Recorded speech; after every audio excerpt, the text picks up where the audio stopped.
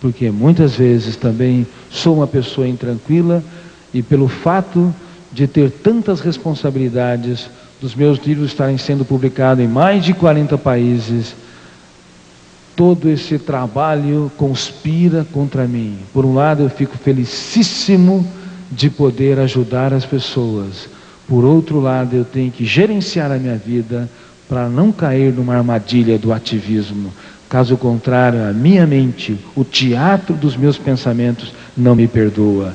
Corro o risco de falar de qualidade de vida e viver uma vida completamente estressada. Bom, falei do gatilho da memória e também falei das janelas da memória. Agora quero falar de um outro fenômeno chamado alto fluxo.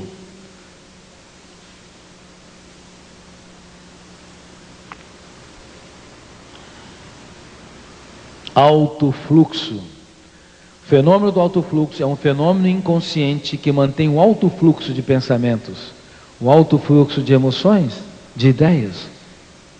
Este fenômeno faz uma varredura na memória, produzindo milhares de pensamentos diários. Vocês já repararam que algumas vezes nós produzimos algumas ideias que a gente não sabe de onde veio e por que veio? Como é que eu consegui pensar isso, hein? Não tem nenhuma relação com o ambiente. É porque o fenômeno do alto fluxo, ele está trabalhando, entrando nas zonas conscientes, que eu chamo de memória de uso contínuo, que é a memória consciente, e também na memória periférica, que é inconsciente, que eu chamo de memória existencial, que tem experiências desde a mais tenra infância.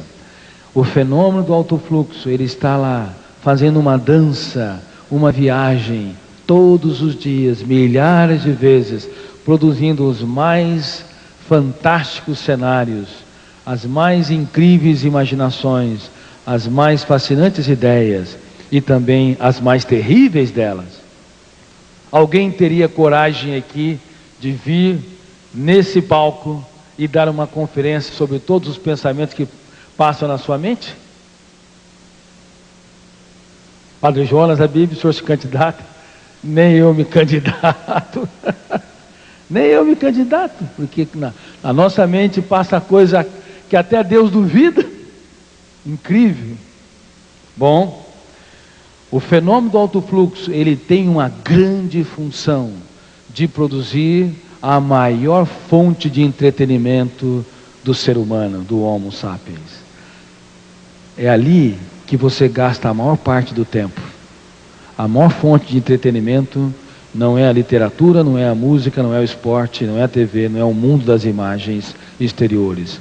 A maior fonte de entretenimento é o mundo das ideias, nem mesmo é o sexo. Nós não somos homens ou mulheres em 95% do nosso tempo. Sabiam disso? Não somos machos ou fêmeas em 95% do nosso tempo. Nós somos o quê?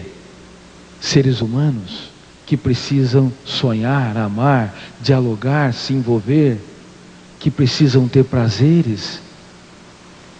Só que nós vivemos numa sociedade muito doente, que explora o sexo, até explora o corpo da mulher para gerar um consumismo erótico.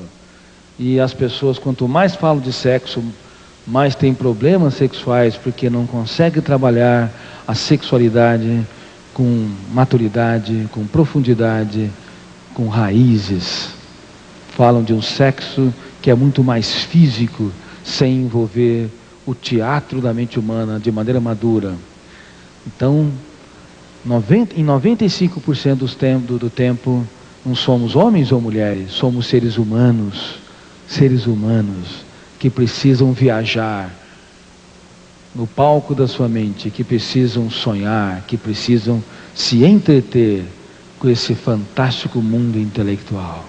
E quanto mais uma pessoa aprende a ser um grande amigo de si mesmo, aprende a ter um alto diálogo, mais ela é saudável. Vocês já ouviram falar que as pessoas psicóticas falam sozinhas?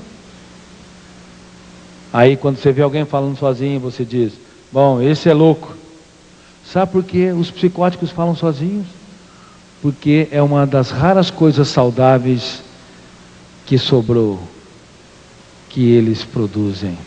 Enquanto nós, aparentemente normais, nos prescindimos de dialogar conosco mesmo. Evitamos dialogar conosco mesmo, preocupados. Será que estão me observando, hein? Uma das coisas mais saudáveis é o autodiálogo.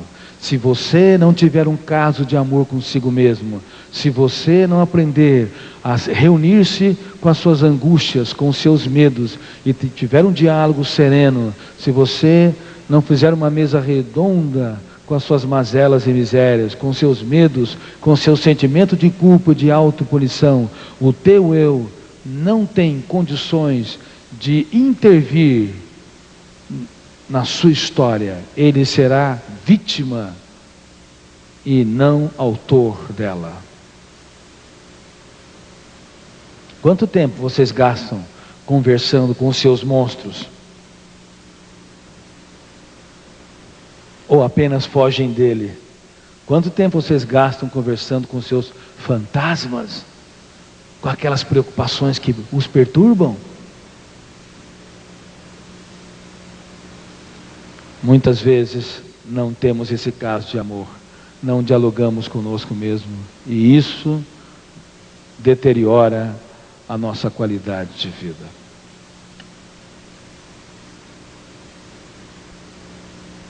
Poxa, o tempo passou tão rápido hoje. Muito bem, agora nós vamos fazer o seguinte: cada fileira que está aqui vai se reunir em grupo. Cada bloco e cada fileira, especificamente de cada bloco, vai se reunir em grupo para exercitar uma das fases do programa. Tirar um xerox das folhas.